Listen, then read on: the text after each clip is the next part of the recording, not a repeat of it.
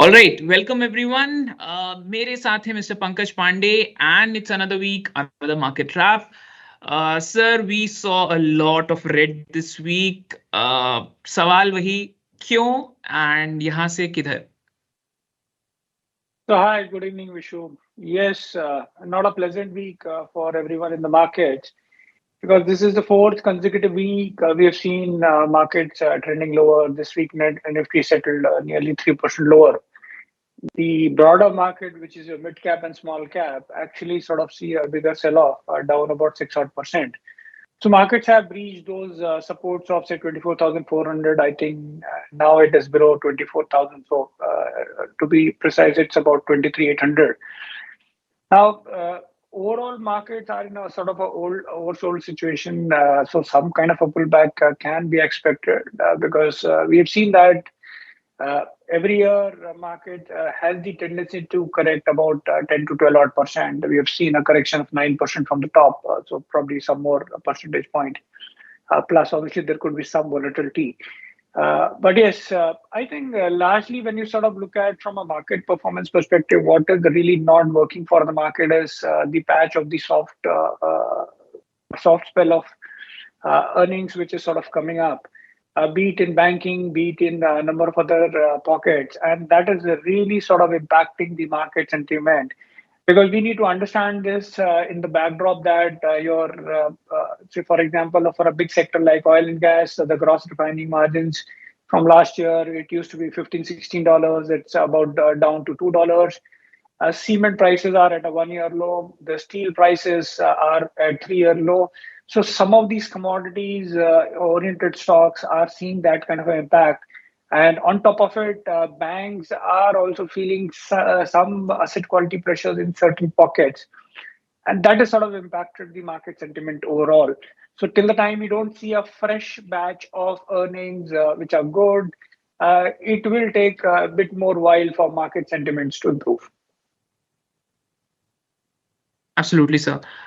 Sir, also, I think to an extent, FPIs have been responsible for this selling. So, can we delve a little deeper into what has their behavior been and how much of it has actually led to this sell-off?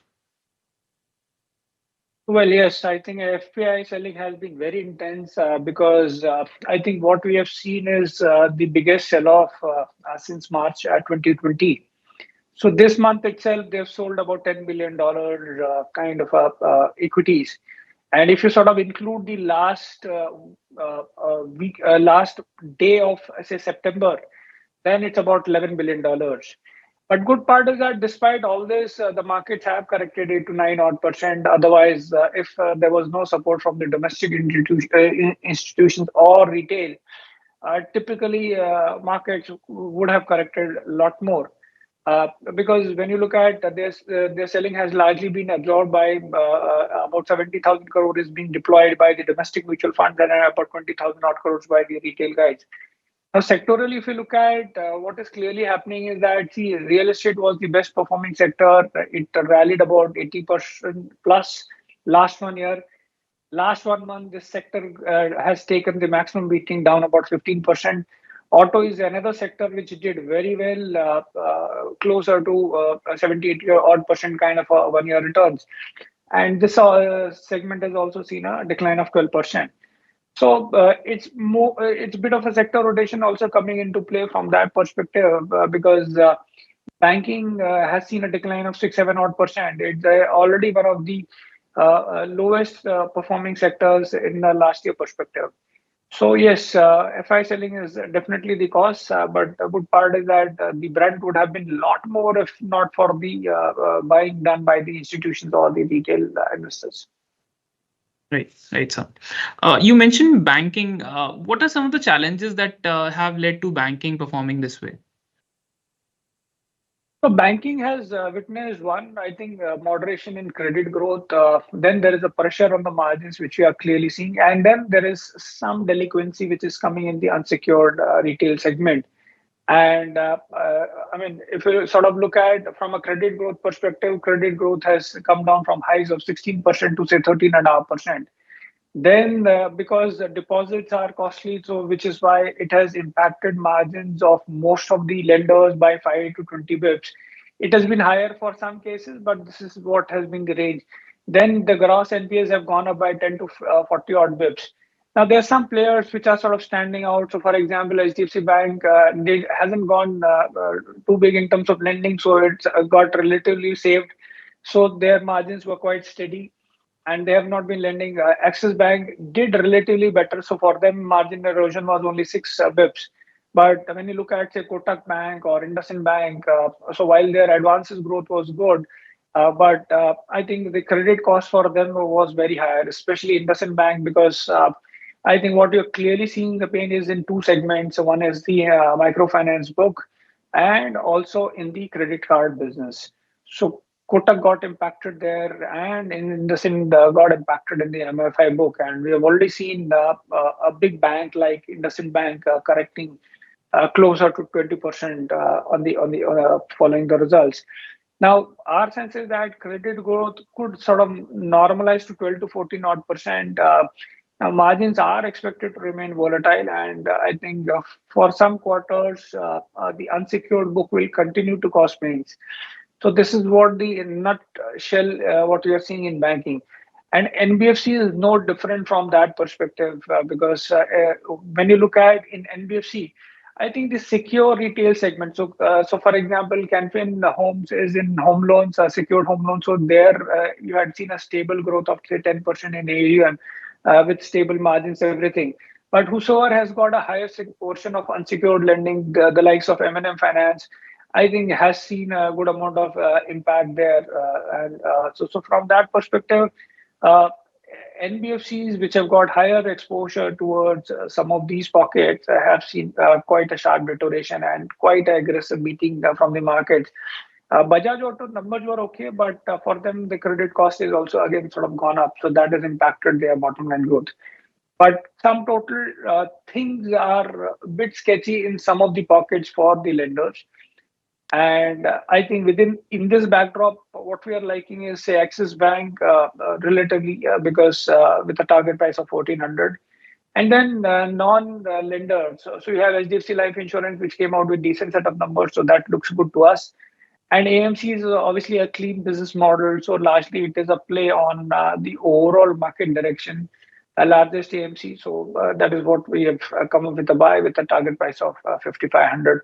So one needs to be selective in the banking at this point in time, and really not go in for companies which have got exposure, especially on the MFI side or a bit on the credit card side.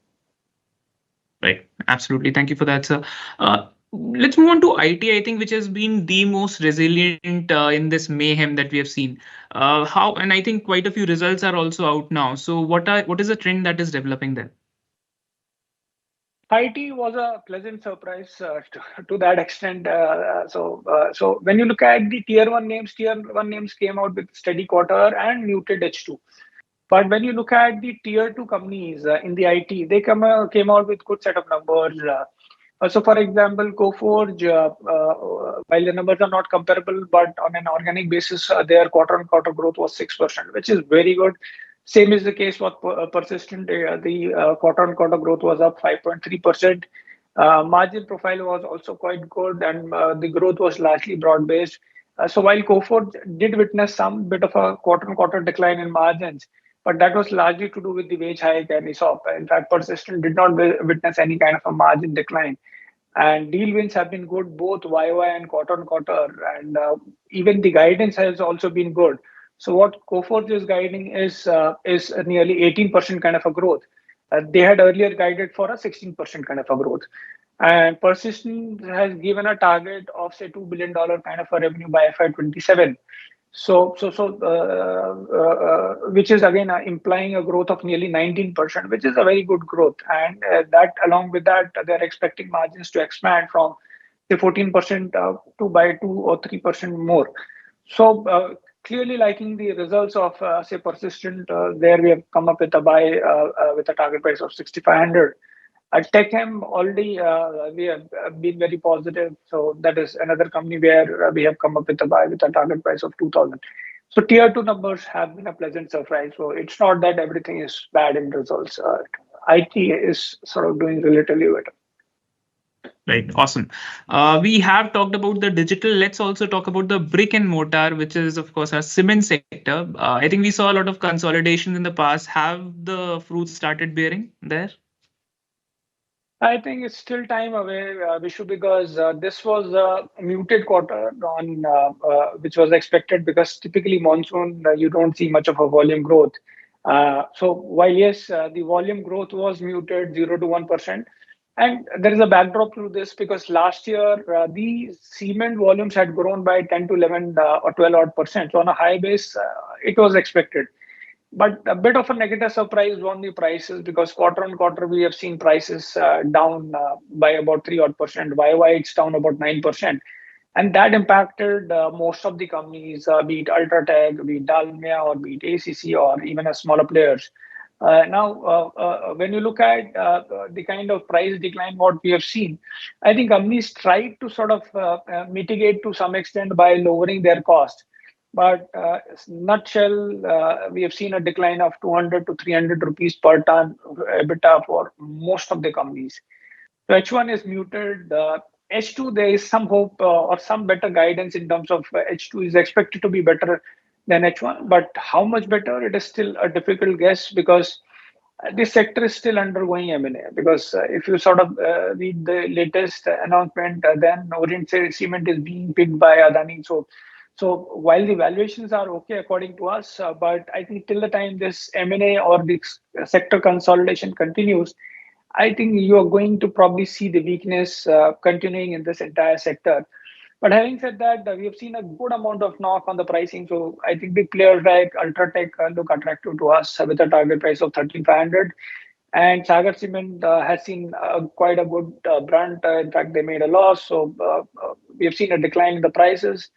But I think this is a price where it could be looking good from a risk reward perspective, and which is why we have given a buy with a target price of 245. So one sector doing well, another sector doing very bad, and cement on expected lines, not a great quarter. Right. I think another sector that hit the headlines was auto because this being Diwali season, a lot is expected from the sector. But I think there have been voices that we may be in for a muted quarter. So what is happening there? What is the story like? So besides real estate, auto is another sector which has taken a good amount of beating in the last 1 month. And that is because largely with the fact that Bajaj Auto numbers were good, but manual guided for a muted festive season, which they corrected at a later stage that this growth is going to be high single digits. But I think the sentiments had already sort of weakened by then. The TVS came out with numbers, and their commentary was also quite consistent in terms of high single digit kind of a growth rate. So that way, numbers have been fine, but I think the initial commentary by Bajaj Auto has impacted the sentiment. And overall festive season, people are looking at from a positive and constructive perspective. But yes, since the stock had rallied, we've seen a good amount of beating for the stock. I think tier two names or auto ancillary names might be a better choice, the likes of say Gabriel India, which also has taken a beating, or something like Sansera, which is also what we like with a target price of 2000. Right. While we're talking about index, I mean, we started with index being in red. Let's also talk about the defensives a bit. Specifically, pharma is said to be something that no matter what comes into play when the markets turn south. So, how does pharma look right now? Yes. So besides IT, pharma is also sort of doing well. I think specifically, if I have to highlight the CRAMS segment did very well. And this is one segment which we have been liking structurally because our sense is that once the elections are over, the Biosecure Act will get passed in the US Parliament. So that will sort of pave the way for far more structural growth. But whatever numbers came out, what numbers were good. So for example, a company like Piramal Pharma, their core business of CRAMS, they saw growth of 25% quarter on quarter. Laurus Labs, about 40% quarter on quarter growth. Syngene, about 13% kind of a growth.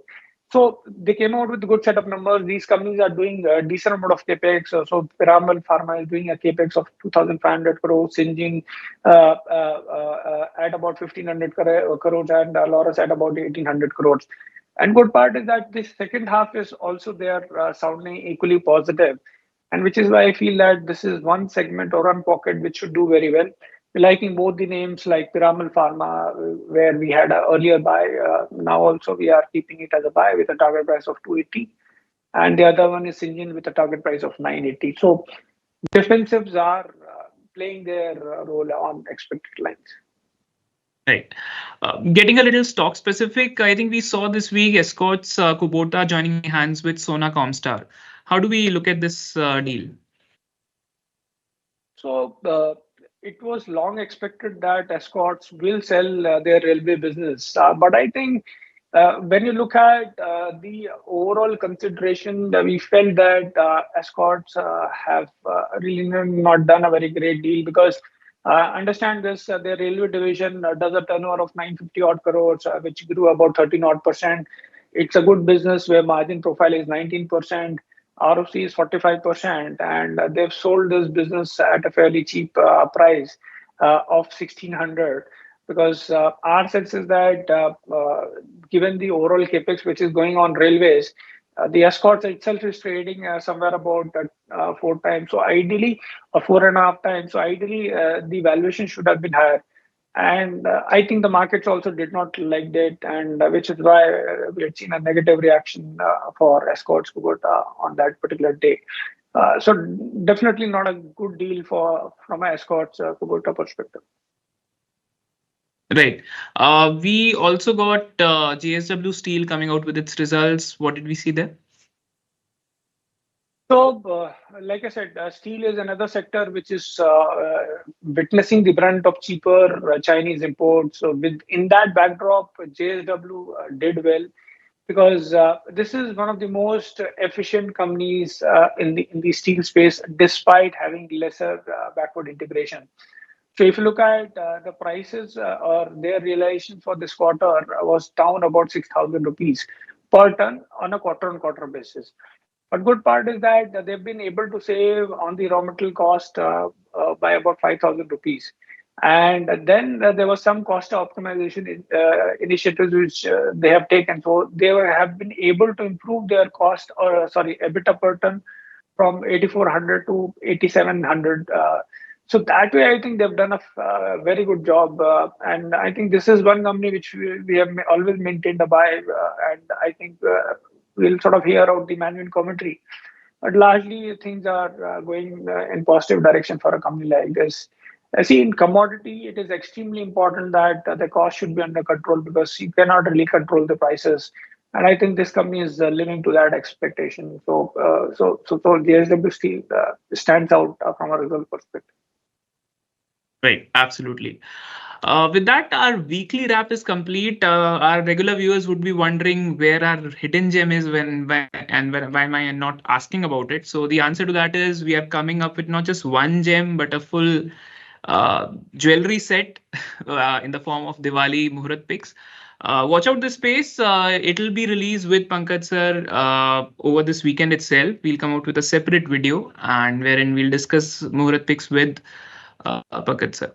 So with that, this episode comes to a close. Thank you so much for watching us, and thank you so much for giving out your time, sir. Thank you. Investment in securities market are subject to market risk. Read all the related documents carefully before investing.